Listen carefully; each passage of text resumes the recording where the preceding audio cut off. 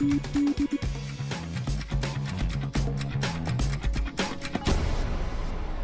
we live in a state where there's a lot of hunting, right? Fowl, Yes. just all kinds of bird, and at this time of year too, with the migration patterns and a cold front moving through.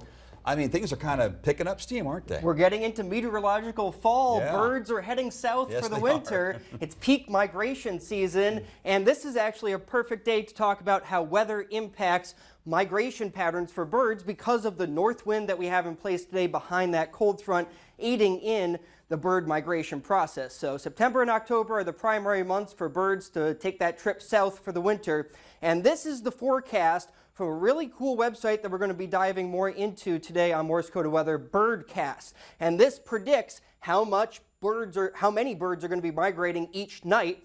And it overlays precipitation on there as well, because that can impact bird migration. But the brighter colors denoted over the Dakotas and western Minnesota right now for tonight's forecast, that's going to be a lot of birds migrating south for our forecast today because of that cold front and the north wind behind it. And as the cold front sweeps through the nation, a lot of birds are going to be migrating through the Midwest and then down towards the Gulf Coast as we go over the next couple of days. So the Birdcast website puts together these 3-day forecasts to denote where the most birds are going to be migrating across the country. So it was actually founded back in the 1990s based on an EPA program that funded this original migration dashboard back in 1999. There was the National Audubon Society and several universities that worked together to create what Birdcast is today, with an NSF award that allowed it to evolve into this 3-day forecast that's pretty interactive and cool to view online. The main objectives of Birdcast is to provide educational information about bird migration and the steps that property managers and homeowners can take to mitigate the danger and stress that birds face when passing through an area. And we'll go into some steps that you can do to help with bird migration towards the end of this Morse Code of Weather. The second objective is to predict and monitor bird migrations on a daily basis using weather radar. That's the primary method they use to monitor bird migrations and predict them. During its first year, Birdcast also experimented with using microphones to perform bioacoustic monitoring of bird migrations, the chirps of the birds, but focusing on weather radar because it's such a very interactive and powerful tool, not just for monitoring precipitation, but for monitoring bird migration.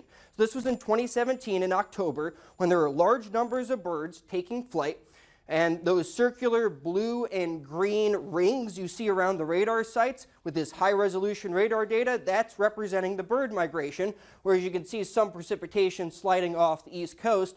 And that's what you normally see when you pull up a weather radar app. So a lot of times what we show on air, what you see on your weather radar apps is filtered out. There's a lot of different algorithms that are used to make this picture a lot cleaner so that you can understand where it's raining or where it's snowing. But when there's high-level data that is being collected from these radars, you can parse through all that data and find where the birds are because radars can detect both biological and non-biological things.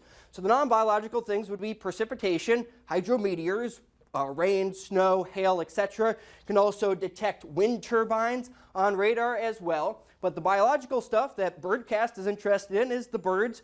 They have to parse and sort out the insects and bats as well that can be detected by radar because it can detect more than just precipitation.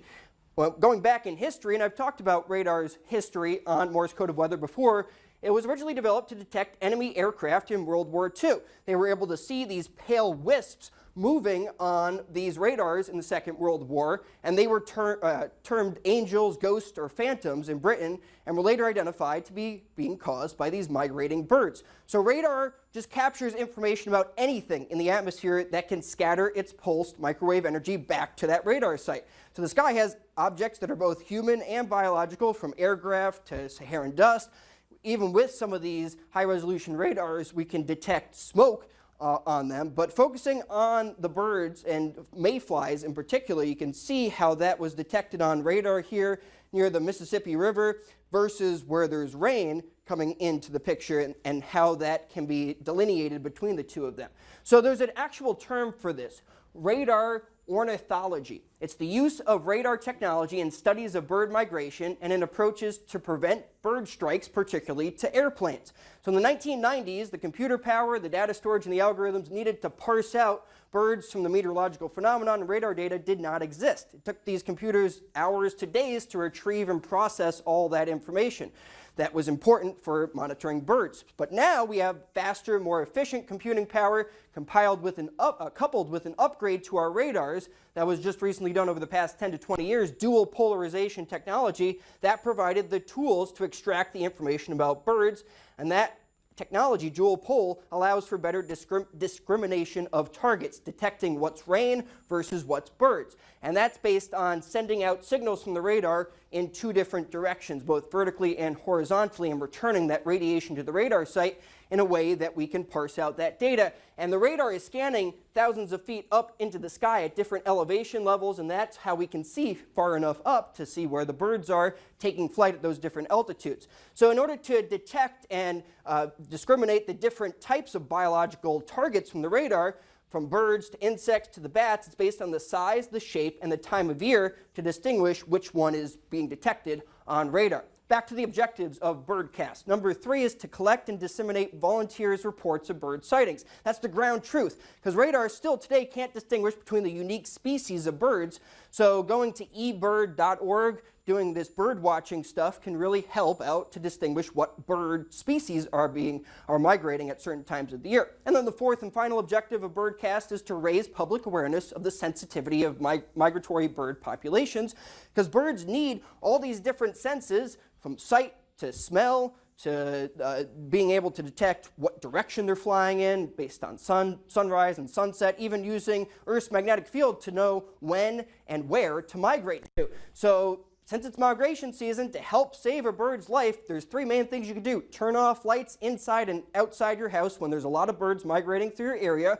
Move plants away from windows, because that plant near a window that doesn't have curtains over it, or a plant near a window that has lights on inside, that can be an object for birds to strike, and strikes kill up to 1 million birds each year with the panes of glass that these birds fly into. So some interesting things that you can do to help with bird migration, because wind is the biggest factor in determining when the most birds will be migrating. So birds prefer those tailwinds to push them from behind, use less energy. So when we have that north wind behind a cold front, that usually signifies that we'll have a lot more birds migrating through the region. This was from over the weekend on Birdcast, but rain can impact birds and force them to land. And even changes in atmospheric pressure can help predict when birds depart. So birdcast.info is the site that you should check out. This was from last night, when more than 3 million birds crossed through North Dakota, migrating south, and it even determined what types of species were migrating and at what altitudes based on those bird watcher reports.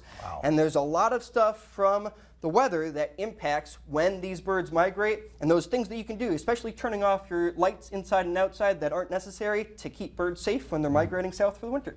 Interesting. And in the aviation community, birds and planes don't mix too well. You don't want those bird strikes. That's for sure. Yeah, thanks a lot, Jacob. You're welcome. Fascinating.